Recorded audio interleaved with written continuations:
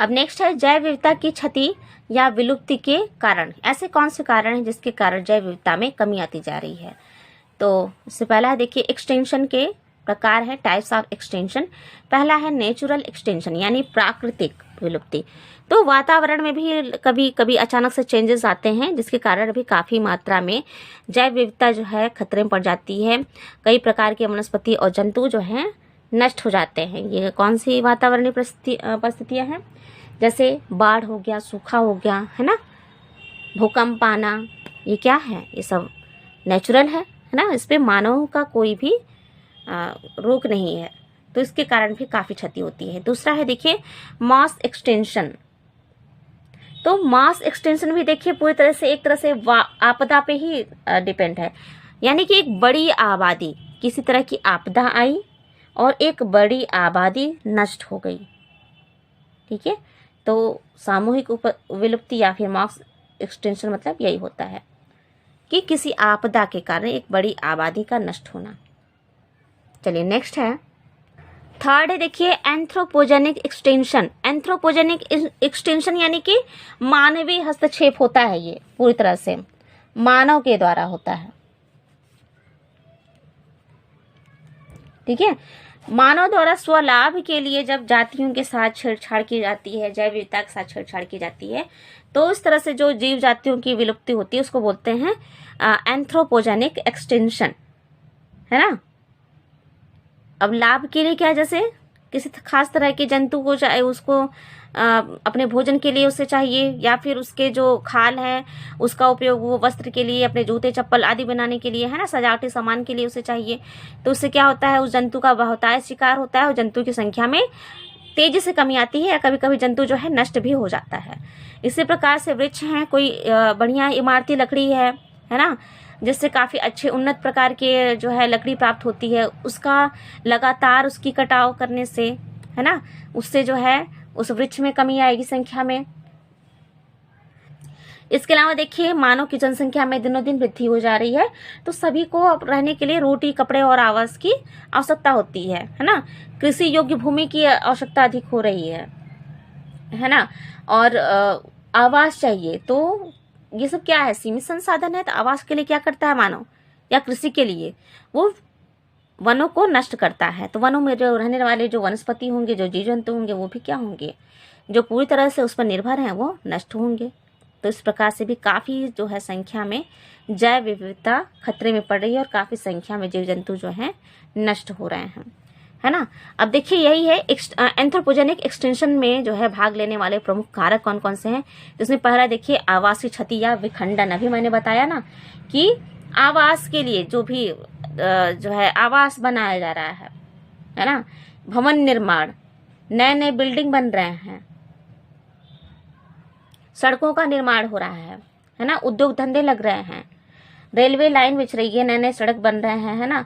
और जैसे नए सड़क बन रहा है कोई एक शहर से दूसरे शहर तक, बीच में जो भी वन क्षेत्र आ रहे हैं या फिर बाग बगीचे जो भी आ रहे हैं, तो उसको नष्ट किया जाता है, तभी तो नया सड़क बनेगा, है ना। रेलवे लाइन बिछाई जा रही, हवाई पट्टी बनाई जा रही, इससे क्या है काफ़ी संख्या में जो है जीवों को खतरा उत्पन्न हो रहा है, जैव विविधता नष्ट हो रही है। अलग जो है लोगों को रोजगार चाहिए, उद्योग धंधे लगाए जा रहे हैं, उद्योग धंधे जो है शहर के बाहर लगाए जाएंगे, शहर के बाहर क्या वनस्पतियां जो है नष्ट की जाएंगी, इससे भी क्या होगा, काफ़ी क्षति होगा, है ना। फिर देखिए नेक्स्ट है अतिदोहन। अतिदोहन यानी इंग्लिश में इसको बोलते हैं ओवर एक्सप्लोटेशन। मतलब जितनी आवश्यकता है मानव को उतना ही यूज़ करना चाहिए, है ना। एक सीमा होनी चाहिए ना, कि अगर हमें कोई चीज़ चाहिए, अगर वृक्षों से चाहिए या जंतुओं से चाहिए, तो एक सीमा तक ही उसका यूज़ होना चाहिए, ताकि जो है वो कमी को वो पूर्ण कर सके। लेकिन जब मानव की आवश्यकता लालच में परिवर्तित हो जाती है, तो क्या करता है मानव, अत्यधिक लालच के लिए अतिदोहन करने लगता है। अधिक लालच हो रहा है उसको, मानव को, तो वो अधिक वृक्षों को काटना शुरू कर दिया, है ना। तो इससे क्या होगा, एक क्षेत्र में जितने भी वृक्ष हैं वो क्या होंगे, धीरे धीरे नष्ट हो जाएंगे। नए वृक्ष को उगने के लिए समय ही नहीं मिला, तो क्या है इसे बोलेंगे अतिदोहन।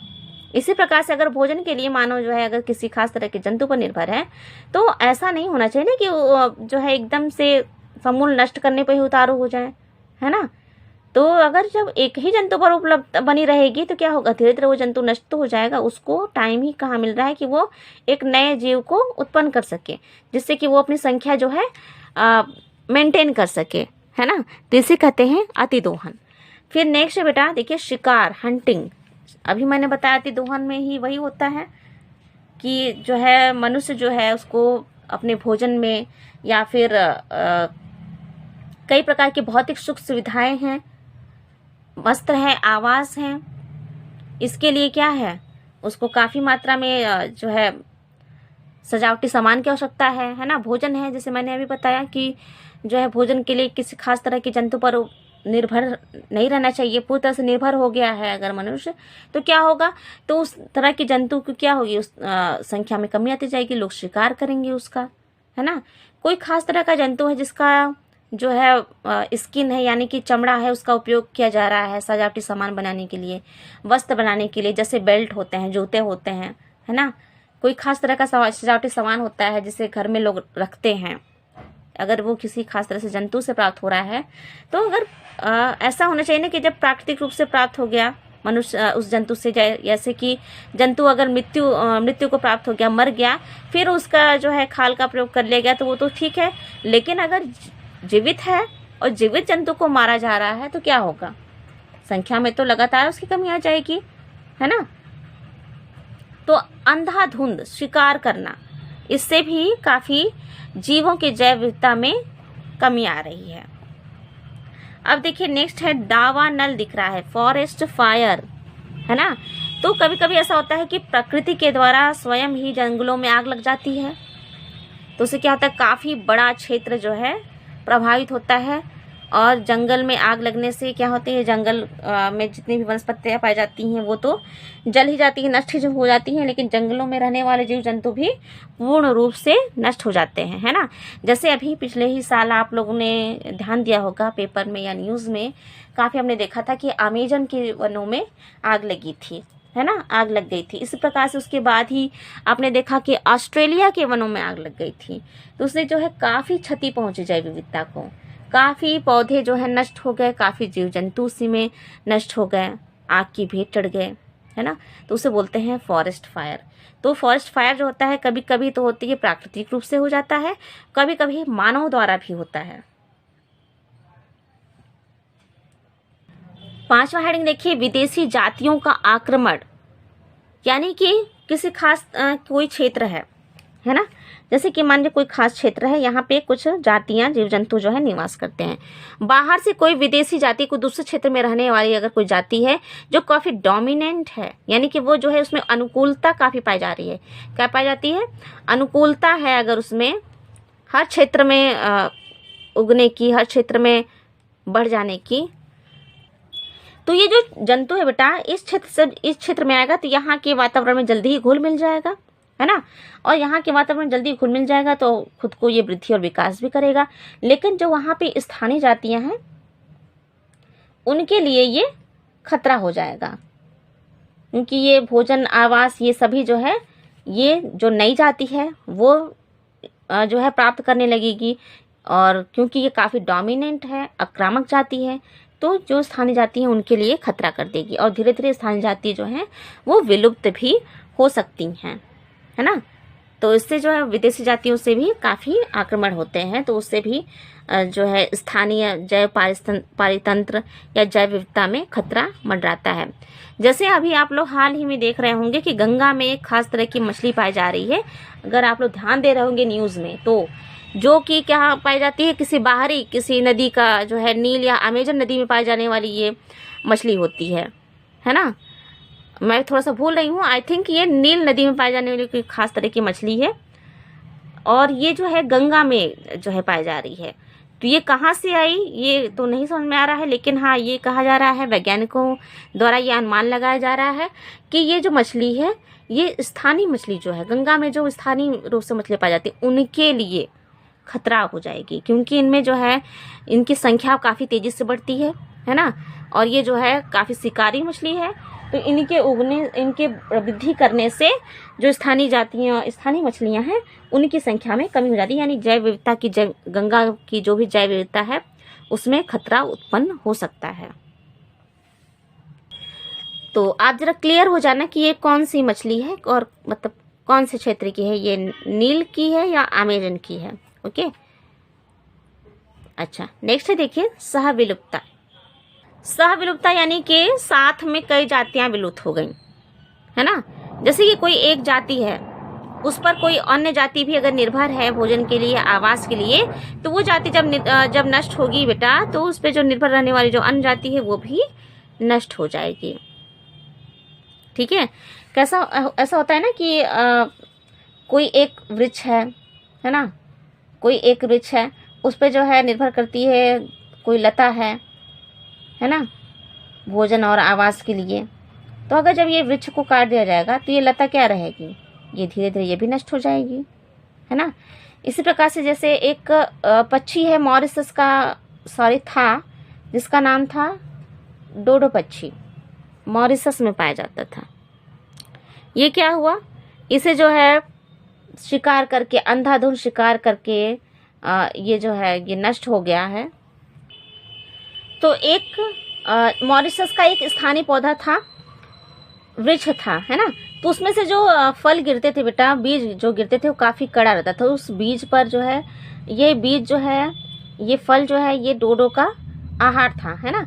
तो जब डोडो द्वारा जब इस फल को जब खाया जाता था, तो उसके बाद जब वो बीट करता था, तब जो है उस बीट करने से जो इसका ऊपरी जो कठोर लेयर रहता था वो नष्ट हो जाता था और ये अंकुरित होकर एक नया वृक्ष बनता था। तो आप देख रहे हैं कि एक वृक्ष और एक पक्षी कितना निर्भर है एक दूसरे पर, है ना, वृद्धि और विकास करने के लिए। इसको भोजन चाहिए और इसको जो है वृद्धि करने के लिए इस पक्षी की आवश्यकता थी। लेकिन शिकारियों द्वारा अंधाधुंध शिकार करके डोडो को नष्ट कर दिया गया। तो क्या हुआ, वृक्ष तो है, फल गिर रहे हैं, लेकिन उसमें जो है इतनी कैपेसिटी नहीं है उस फल में कि वो स्वयं ही अंकुरित हो सके, है ना, क्योंकि ये पक्षी नहीं है।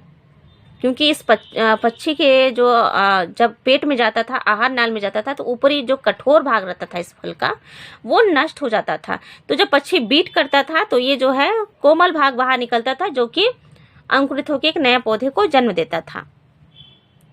ठीक है, तो डोडो जब नष्ट हो गया, ये पक्षी नष्ट हो गया, तो ये इस पे निर्भर रहने वाला पौधा भी वहां से नष्ट हो गया, है ना। तो इसको बोलते हैं सहविलुप्तता को, एक्सटिंक्शन। नेक्स्ट हेडिंग है देखिए IUCN की लाल आंकड़ा श्रेणियां, the IUCN red data categories. IUCN का फुल फॉर्म आपसे पूछा जाता है, तो इसका फुल फॉर्म होता है international union of conservation of nature and natural resource. क्या होता है, इंटरनेशनल, आई से क्या है, इंटरनेशनल।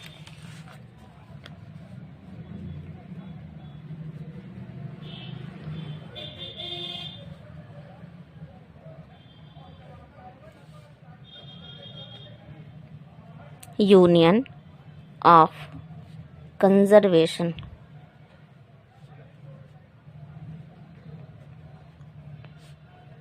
ऑफ नेचर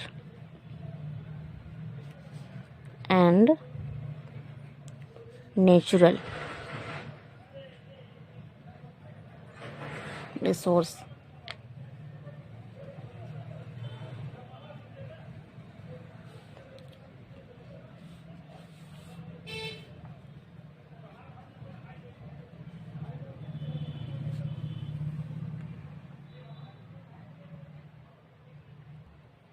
ठीक है, जिसका वर्तमान नाम है वर्ल्ड कंजर्वेशन यूनियन। ठीक है,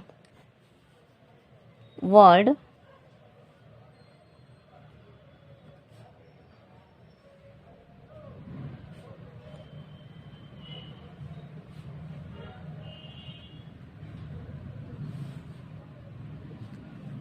यानी कि WCU, वर्ल्ड कंजर्वेशन यूनियन, वर्तमान नाम ये है, लेकिन प्रसिद्ध नाम यही है IUCN। और ये जो है IUCN का फुल फॉर्म आपसे पूछा जा सकता है और पूछा जाता भी है।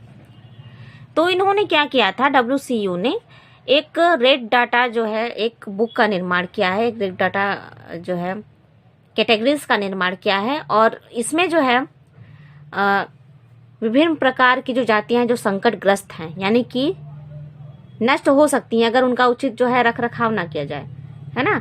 विलुप्त प्राय हैं, संकटग्रस्त हैं, जिन पे खतरा मंडरा रहा है नष्ट होने का, पूर्ण रूप से खत्म होने का, उनका रख रखाव कैसे किया जाए, उनको संरक्षित कैसे किया जाए, ठीक है।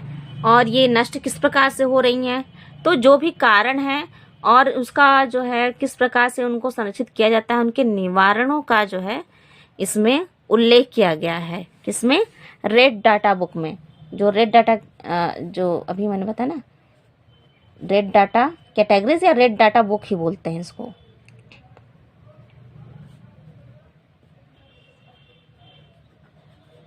ठीक है, रेड डाटा बुक क्या बताती है? जितने भी संकटग्रस्त विलुप्त प्राय जीव हैं, जीव यानी कि पौधे और जंतु दोनों, है ना, तो उनको जो है किस प्रकार से संरक्षित किया जाए, उनका रखरखाव किस प्रकार से किया जाए, विलुप्त होने के क्या कारण हैं, उनको संरक्षित करने के क्या उपाय हैं, क्या निवारण है इसके, ये सभी चीजें रेड डाटा बुक में दिया गया है। इसका उद्देश्य क्या है कि जो भी संकटग्रस्त जाति है उसका क्या महत्व है, उसके प्रति जागरूकता उत्पन्न करना। इनका उद्देश्य क्या है, मतलब वर्ल्ड कंजर्वेशन यूनियन का।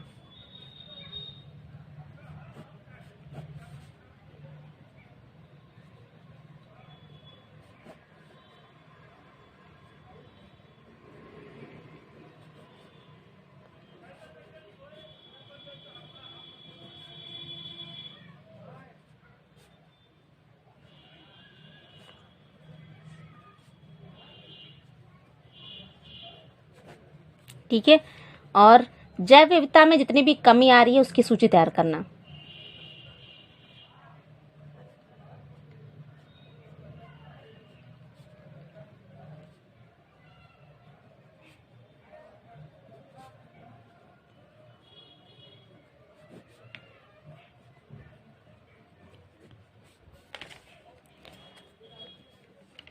संकटग्रस्त जो जातियां हैं,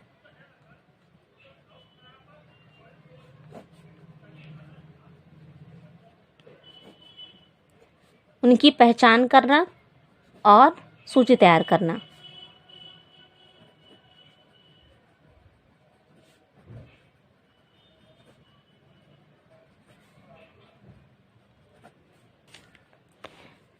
फिर है नेक्स्ट, अंतर्राष्ट्रीय स्तर पे जो समझौते किए जाते हैं, मतलब अंतर्राष्ट्रीय स्तर पे अनेक देश जो हैं एक तरह से समझौते करता है कि इस प्रकार के जीव को संरक्षित किया जाए हर देश में, संपूर्ण विश्व में, है ना। तो वही कह रहा है कि अंतर्राष्ट्रीय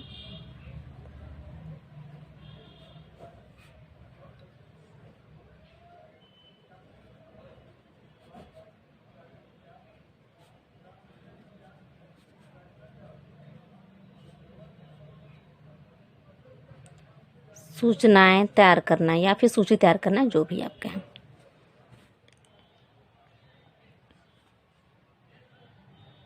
देखिए आपके बुक में दिया गया है IUCN की लाल सूची श्रेणियां। तो कई श्रेणियां हैं इसमें। देखिए पहला है विलुप्ति, एक्सटिंक्ट जंतु। तो कोई भी वर्ग का जो जंतु है वो विलुप्त माना जाता है जब इसका आखिरी जीवित सदस्य भी मर जाए, तो उसे हम कहते हैं विलुप्त जंतु, जैसे कि डोडो। फिर देखिए वन में विलुप्ति, एक्सटिंक्ट इन द फॉरेस्ट, मतलब ऐसा जंतु जो कि उसके प्राकृतिक आवास में, यानी कि जहां वो वन में रहता है वहां वो नष्ट हो जाए।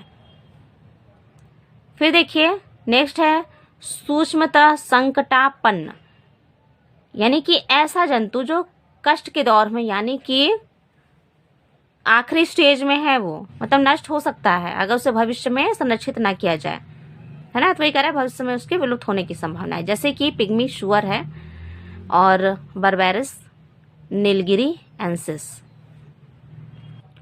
नेक्स्ट देखिए संकटापन्न, इंडेंजर्ड, तो ऐसी जातियां या ऐसे वर्ग जो विलोपन के कगार पर है, विलुप्ति के कगार पे हैं, ठीक है। यदि उनके जो है विलुप्ति या विनाश को नियंत्रित ना किया जाए तो उनकी जो है उत्तरजीविता समाप्त हो सकती है, यानी वो जल्द ही नष्ट हो सकते हैं। उन्हें हम कहते हैं इंडेंजर्ड, यानी कि संकटापन्न जातियां। जैसे कि यहाँ देखिए बब्बर शेर हो गया, सिंह हो गया, है ना, नीली व्हेल है, एक सींगी गैंडा आदि। अति संवेदनशील जंतु, ये ऐसे जंतु होते हैं जो कि संकटापन्न श्रेणी में आ सकते हैं। ऐसे वर्गक जिन्हें दुष्प्रभावित करने वाले कारक यदि जारी रहे तो संकटापन्न श्रेणी में आ सकते हैं, यानी कि इनकी संख्या ठीक ठाक है ना, लेकिन अगर इन पे जो है इनका शिकार वगैरह पे रोक अगर ना किया जाए तो ये जल्दी ही नष्ट हो सकते हैं। जैसे देखिए, केकड़ा भक्षी बंदर, सुनहरा लंगूर, फिर है देखिए रक्त फेजेंट, ब्लड फेजेंट, एशियाई जंगली गधा, स्पॉटेड डियर आदि। इन्हें जो है रखा गया है अति संवेदनशील जंतुओं में। कम संकट, ऐसे जो जंतु होते हैं जिनके जो है विलुप्त होने की अपेक्षाकृत कम आवश्यकता होती है और इनकी जो है ध्यान देने की भी आवश्यकता इन पर काफी कम होती है, तो उसको बोलते हैं कम संकट। आंकड़ा रहित, तो ऐसे जंतु जिनके जो आंकड़े ही उपलब्ध नहीं है, जिनकी संख्या कितनी है, ठीक है, तो उनको कहते हैं आंकड़ा रहित में। मूल्यांकन रहित, तो जिसका अभी तक मूल्यांकन नहीं किया जा सका है उसे हम कहते हैं मूल्यांकन रहित जंतु। तो इसमें से देखिए बेटा आपसे क्वेश्चन पूछ सकता है कि विलुप्त प्राय जीव जो होते हैं उसके अंतर्गत किस जंतुओं को रखा गया है, ठीक है। अति संवेदनशील जंतु जो है कौन होते हैं, तो आपको ये बताना पड़ेगा कि ऐसे जंतु जिनको जो है दुष्प्रभावित करने वाले कारक यदि जारी रहे तो वो संकटापन्न श्रेणी में आ सकते हैं। संकटापन्न यानी कि इंडेंजर्ड श्रेणी में आ सकते हैं, है ना। फिर आपसे ये भी पूछ सकता है संकटापन्न जो जंतु होते हैं वो क्या होते हैं, किस जंतु को आप कहेंगे कि संकटापन्न है, ठीक है।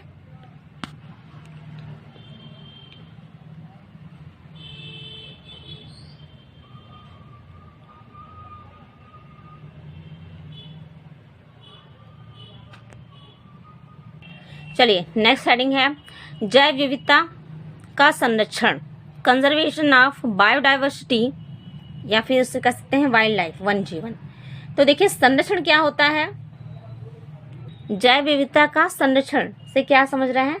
संरक्षण यानी कि जो भी वस्तु है, पदार्थ है, उसको संरक्षित करना, आवश्यकता के अनुसार उपयोग करना और जो है अति दोहन से रोकना, है ना, अति जो है उपयोग करने से रोकना, संरक्षित करना, बचाना है। तो जब जैव विविधता के अगर संदर्भ में बात की जाए तो जैव विविधता यानी कि जो भी जैव विविधता के अंतर्गत आने वाले जो भी जंतु हैं, पौधे हैं, उनको जो है इस तरह से उपयोग किया जाए उनका कि वो ज़्यादा उन पर हानि ना पहुँचे, है ना, और वो भविष्य के लिए भी उपलब्ध हो सके, ठीक है। तो अब इसके में आप पढ़ेंगे संरक्षण के उद्देश्य क्या होते हैं। ये आपसे एक ऐसे लिखने के लिए आ सकता है कि जैव विविधता का संरक्षण जो है क्या होता है और इसके मूलतः उद्देश्य क्या होते हैं।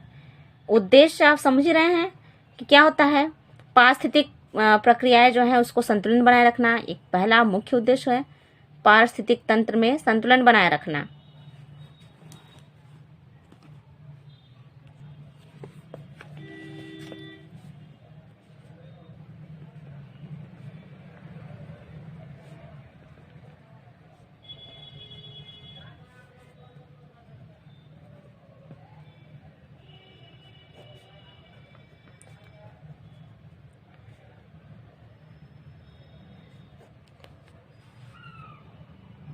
इसके अलावा विश्व भर के जितने भी जीव हैं उनके जो आनुवांशिक पदार्थ हैं, है ना, जातियों की विविधता है, उनको संरक्षित करना।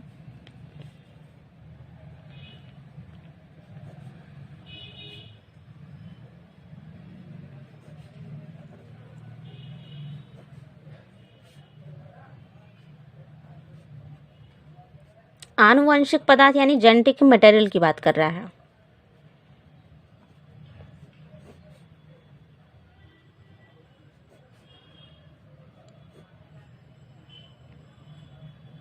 या फिर जितनी भी जातियों में विविधता पाई जाती है,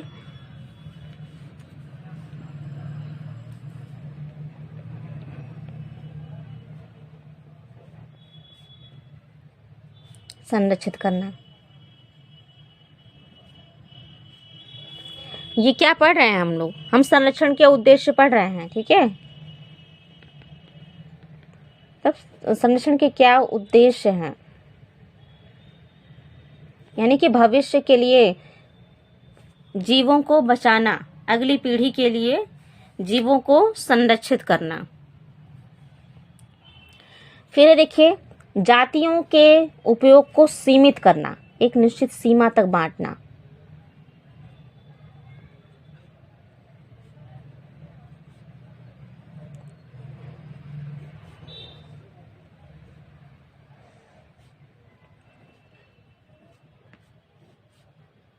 तो ये तो इनके उद्देश्य हैं संरक्षण के, है ना। तो इसे जो है जीव जातियों को संरक्षित किस प्रकार से किया जा सकता है, तो उसे हम देख लेते हैं। देखिए, कई देशों की सरकार के द्वारा भी जीव जातियों को संरक्षित करने के लिए काफ़ी जो है प्रोग्राम बनाए जा रहे हैं, काफ़ी जो है कार्यक्रम बनाए जा रहे हैं, है ना। देखिए, जो खुले जंगलों में जीव जंतु जब रहते हैं तो उनका जो है शिकार आसानी से किया जा सकता है। तो क्या किया जाता है, जंगलों को संरक्षित कर दिया जाता है ना। वनस्पति उद्यानों में इन्हें इनका नामकरण कर दिया जाता है, वनस्पति उद्यान। फिर चिड़ियाघर हो गया और राष्ट्रीय उद्यान, है ना, अभयारण्य, जीव संरक्षित क्षेत्र, इस तरीके से भी जीवों को संरक्षित किया जाता है। तो इसमें देखिए, जो संरक्षित करने की विधियां जो हैं, इसमें सबसे पहले ध्यान ये देना चाहिए कि जो संकटापन्न जातियां हैं, संकटापन्न यानी कि जो बिल्कुल नष्ट होने के कगार पर हैं, संकटग्रस्त, संकटापन्न जो भी कहें आप, जातियों को अधिक संरक्षित किया जाए, है ना।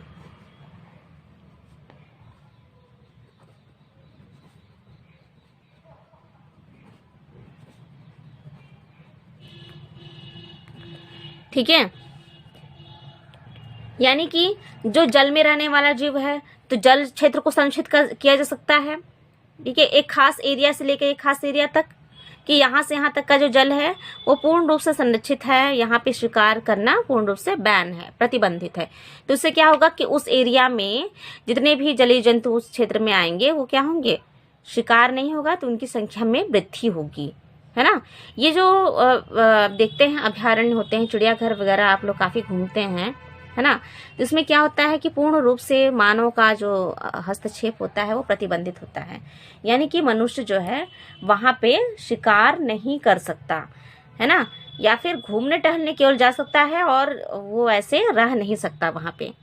तो इससे क्या होता है कि वो जो वहाँ की वनस्पति होगी या जीव जंतु होंगे वो मनुष्य के द्वारा शिकार करने से बच जाते हैं, है ना, अवैध रूप से कटाई करने से बच जाते हैं। इससे क्या होता है, उस क्षेत्र में उस संख्या में काफी वृद्धि हो जाती है। तो इस प्रकार से संरक्षित किया जा रहा है।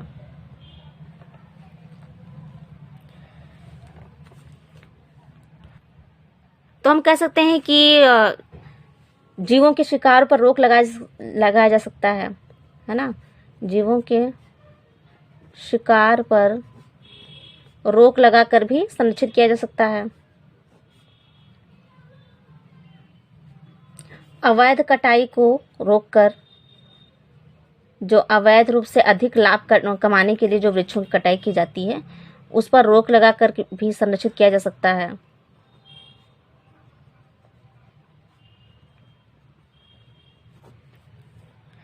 जो जीव जंतुओं का व्यापार किया जाता है ना, भोजन के लिए या खास तरह के पदार्थ प्राप्त करने के लिए किसी जीव से, तो उस व्यापार पर भी रोक लगाकर जीव जंतुओं को संरक्षित किया जा सकता है ना।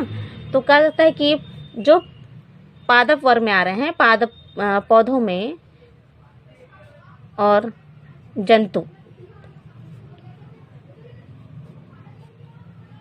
के व्यापार पर रोक लगा देनी चाहिए। रोक लगाने से क्या होगा, अवैध व्यापार भी बंद हो जाएगा, संख्या में वृद्धि होगी।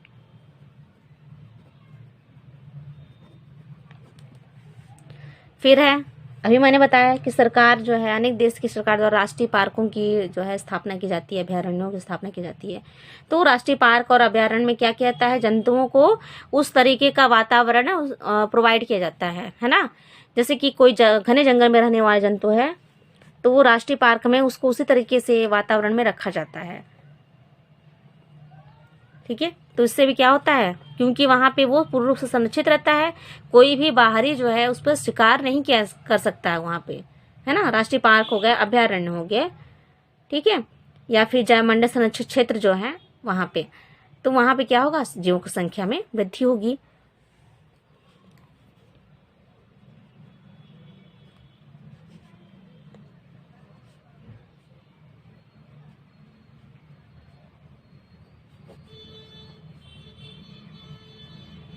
स्थापना करनी चाहिए।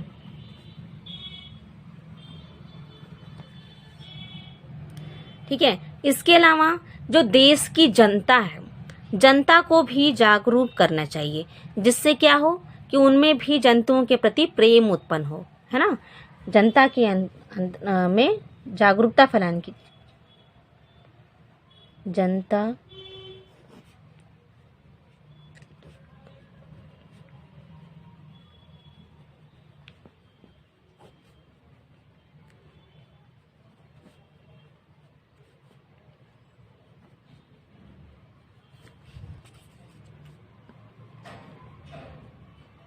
जिससे वे वनस्पतियों यानी कि पादप और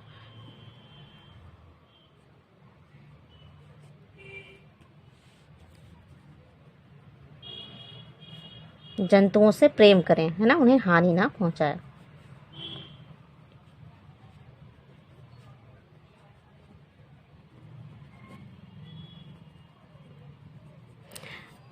है ना। जनता को ये बताना चाहिए, उन पे ये जागरूकता होनी चाहिए कि अवैध रूप से अगर जंतुओं और पादपों को अगर हानि पहुंचाई जाएगी तो उस पर वातावरण पर क्या प्रभाव पड़ेगा, हमारे ऊपर क्या प्रभाव पड़ेगा। ठीक है, तो ये हो गया। इसके अलावा हम कर सकते हैं दंड लगाना चाहिए, जो अवैध शिकार करते हैं, अवैध रूप से कटाई करते हैं, तो दंड लगाकर भी रोका जा सकता है। ठीक है, जीवों को संरक्षित किया जा सकता है। और अंतर्राष्ट्रीय और राष्ट्रीय स्तर पे जितनी भी योजनाएं बनाई गई हैं, अंतर्राष्ट्रीय और राष्ट्रीय स्तर पे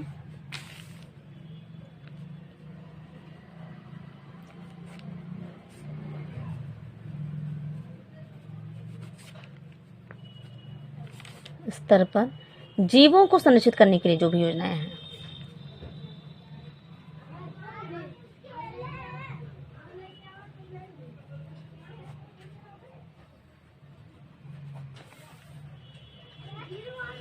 योजनाएं पहले तो बनाई जानी चाहिए और उसका क्रियान्वयन भी क्या रहता है, उसको मानना भी चाहिए, है ना।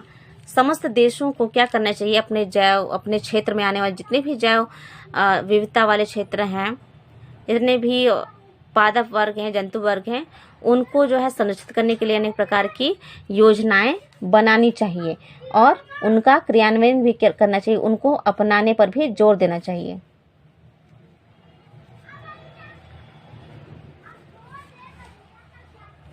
तो ये सब जो उपाय हैं, इनको उपायों का उपयोग करके जीव को संरक्षित किया जा सकता है। इसके अलावा देखिए, जैव विविधता संरक्षण की विधियां भी होती हैं, ये पूछा जाता है।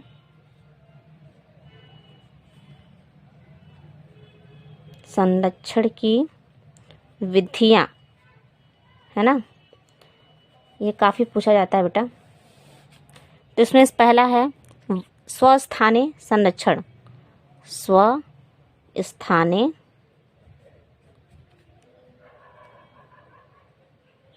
संरक्षण, जिसको इंग्लिश में बोलते हैं इन सीटू कंजर्वेशन। ठीक है। दूसरा होता है बहिस्थानीय संरक्षण, बहिस्थानीय संरक्षण, जिसको बोलते हैं एक्स सीटू कंजर्वेशन।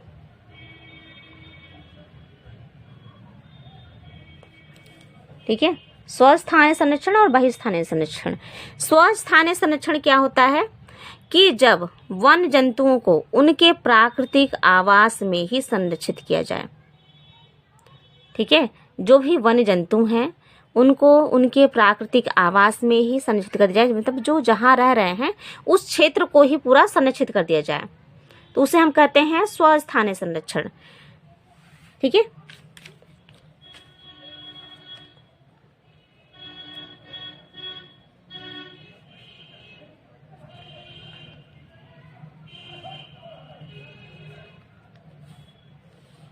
मतलब प्राकृतिक आवास को ही, जीवों के प्राकृतिक आवास को ही संरक्षित कर दिया जाए।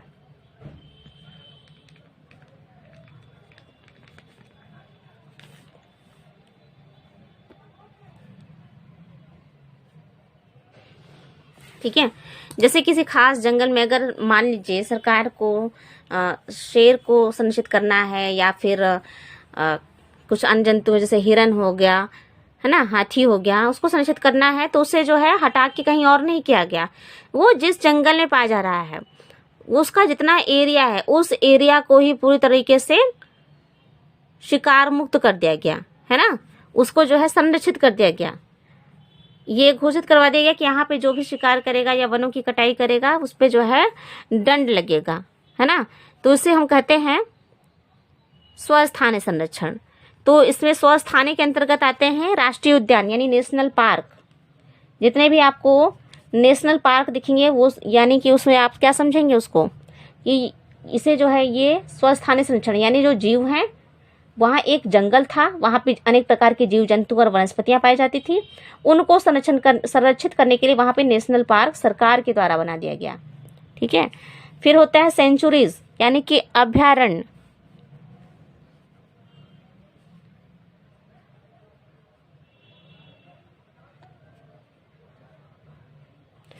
तो कई प्रकार के बर्ड सेंचुरीज हैं यहाँ पे इंडिया में हमारे, है ना।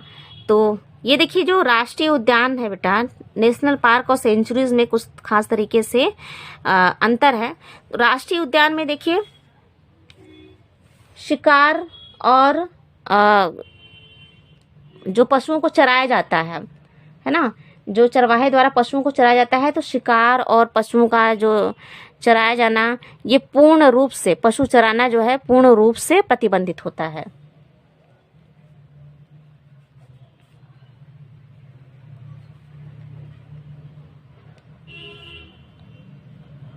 पूर्ण प्रतिबंधित। लेकिन सेंचुरीज की अगर हम बात करें तो इसमें जो है पशुओं को चराने, लकड़ी काटने की अनुमति होती है। ठीक है। पशु चराने, लकड़ी काटने अनुमति होती है।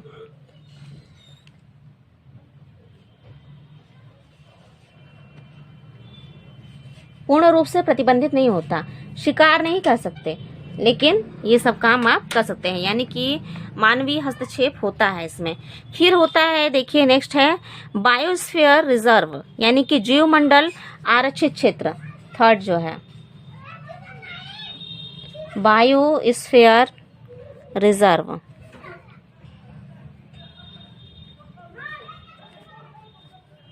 तो ये जो देखिए बायोस्फीयर रिजर्व है, जीवमंडल आरक्षित क्षेत्र है, ये भी इसके अंतर्गत भी कई प्रकार से विभाजित किया गया है ना। तो जैसे इसमें होता है कि सेंट्रल जोन जो होता है ये पूर्ण रूप से प्रतिबंधित, यहाँ पे बिल्कुल भी जो है पारिस्थितिक तंत्र जो है वहाँ पे बिल्कुल भी व्यवधान नहीं लाना है। ठीक है। और इसका जो होता है बफर जोन होता है। बफर जोन में क्या करते हैं कि मानव जो है सीमित रूप से क्रियाकलाप कर सकता है, घूम फिर सकता है। फिर उसका होता है मैनिपुलेशन जोन। तो मैनिपुलेशन जोन में अनेक प्रकार के मानवीय क्रियाकलाप हो सकते हैं। तो बायोस्फीयर रिजर्व जो है 3 भागों में बांटा गया है, याद रखिएगा। कोर जोन यानी कि सेंट्रल जोन, है ना, कोर जोन, सेंट्रल जोन। फिर है बफर जोन, बफर जोन जिसको बोलते हैं प्रतिरोधक क्षेत्र। फिर थर्ड होता है इसका परिचालन क्षेत्र यानी मैनिपुलेशन जोन, मैनिपुलेशन जोन।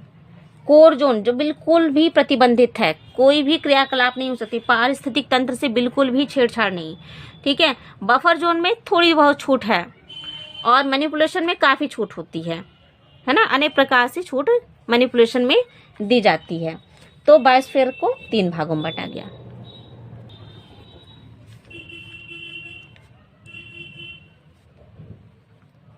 और चौथा प्रकार देखिए, चौथा आता है सैकर्ड ग्रुप्स एंड लेक्स, यानी अलौकिक ग्रुप्स और लेक्स।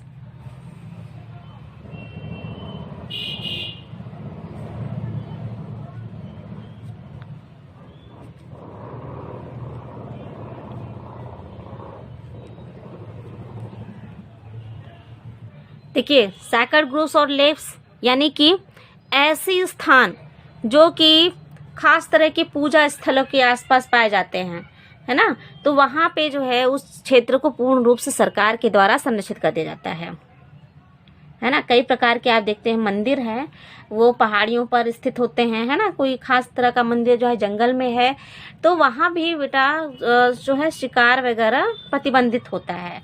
वहाँ की स्थानीय सरकार द्वारा, है ना, कई प्रकार की मान्यताएं जुड़ी होती हैं, तो सरकार के द्वारा उस क्षेत्र को संरक्षित कर दिया जाता है। तो जो ये सब क्षेत्र होते हैं उसको वो जो आते हैं सैकर्ड ग्रुप्स और लेक्स के अंतर्गत। कई प्रकार के देखिए जो झील होती हैं उसकी काफ़ी मान्यता होती है, पुराणों से जो है उसकी कई प्रकार की कहानियां प्रचलित होती हैं झीलों से, जलीय स्रोतों से, तो उसको जो है सरकार के द्वारा प्रतिबंधित किया जाता है। तो ये सब जो क्षेत्र हैं ये आते हैं स्वस्थानीय संरक्षण में। अब देखिए बहिस्थानीय संरक्षण। स्वस्थानीय आप लोगों को पता चल गया ना कि जो जीव जंतु जिस क्षेत्र में है, कोई जंतु है या फिर पौधा है जिस क्षेत्र में है, उस क्षेत्र को ही संरक्षित कर दिया गया उसको बचाने के लिए।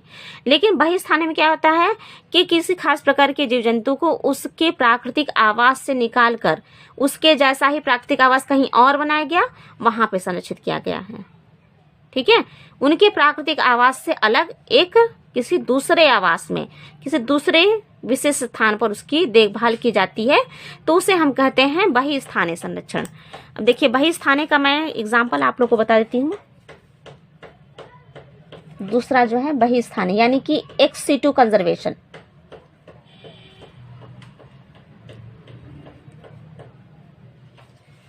बहिस्थानीय के अंतर्गत आता है जैसे कि जंतु उद्यान,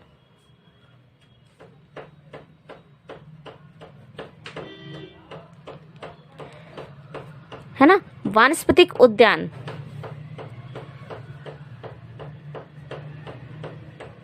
वानस्पतिक उद्यान और कई प्रकार के सफारी क्षेत्र होते हैं, वन्यजीव सफारी क्षेत्र, ये सब भी आते हैं। वन्यजीव सफारी क्षेत्र किसके अंतर्गत आएंगे? बहिस्थानीय के अंतर्गत। देखिए क्या होता है कि कई प्रकार के ऐसे जंतु होते हैं बेटा जो जंगलों में तो नष्ट हो जाते हैं, लेकिन उन्हें जंतु उद्यान में संरक्षित किया जाता है। जंगलों से निकाल के उन्हें जो है जंतु उद्यान में रख दिया गया और वहां पे उनकी देखभाल की जा रही है, जहां पे वो सुरक्षित हैं। इसी प्रकार के कई प्रकार के पेड़ पौधे जो है जंगलों में नहीं पाए जाते, लेकिन वो वनस्पतिक उद्यान में है। इसके अंतर्गत आप जीन बैंक को भी ले सकते हैं, है ना। कई प्रकार के जीव जंतु उनके जीन्स को संरक्षित कर दिया गया है। जीवों को संरक्षित करने के लिए भारत सरकार द्वारा कई प्रकार के प्रोजेक्ट चलाए जा रहे हैं। जैसे पहला है प्रोजेक्ट टाइगर, 1973 में स्टार्ट किया गया था। इससे संबंधित नेशनल पार्क देख लीजिए, कॉर्बेट नेशनल पार्क है और रणथंभौर नेशनल पार्क है। इसके अलावा सुंदरबन में भी है। प्रोजेक्ट लायन स्टार्ट किया गया था देखिए 1972 में लायन के संरक्षण के लिए। कस्तूरी हिरण प्रोजेक्ट जो है स्टार्ट किया गया था। केदारनाथ प्राणी विहार में चल रहा है। अच्छा हाँ, यह देखिए बगल में इसके जूलॉजिकल नेम लिखे हुए हैं, वैज्ञानिक नाम है। प्रोजेक्ट टाइगर, देखिए टाइगर का नाम है पैंथेरा टाइग्रिस, लायन का नाम है पैंथेरा लियोपर्सिका, वैज्ञानिक नाम है इसका। इस तरीके से कस्तूरी हिरण का है मस्कस मस्टिफेरस, बर्फीला तेंदुआ प्रोजेक्ट स्टार्ट किया जा रहा है पूरा हिमालय क्षेत्र में। प्रोजेक्ट गैंडा चल रहा है, 1987 से स्टार्ट किया गया, कांजीरंगा राष्ट्रीय उद्यान, मानस प्राणी विहार। प्रोजेक्ट हाथी 1992 में स्टार्ट किया गया है ना, कांजीरंगा राष्ट्रीय उद्यान में, मानस प्राणी विहार में। इसके अलावा नेक्स्ट है देखिए प्रोजेक्ट हंगुल है, 1970 में स्टार्ट किया गया श्रीनगर कश्मीर में। प्रोजेक्ट लंगूर है, केरल में स्टार्ट किया गया है। Project great Indian bustard Maharashtra Rajasthan में, जंगली कुत्ता कान्हा राष्ट्रीय उद्यान। फिर देखिए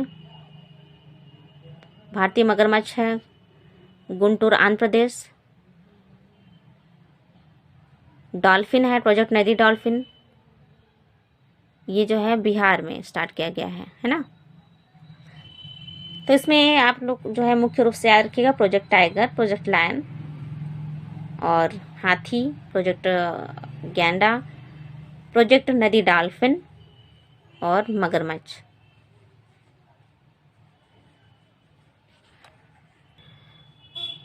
तो आज ये चैप्टर आपका कंप्लीट हो रहा है। अगली क्लास में हम एक नया चैप्टर स्टार्ट करेंगे। ओके।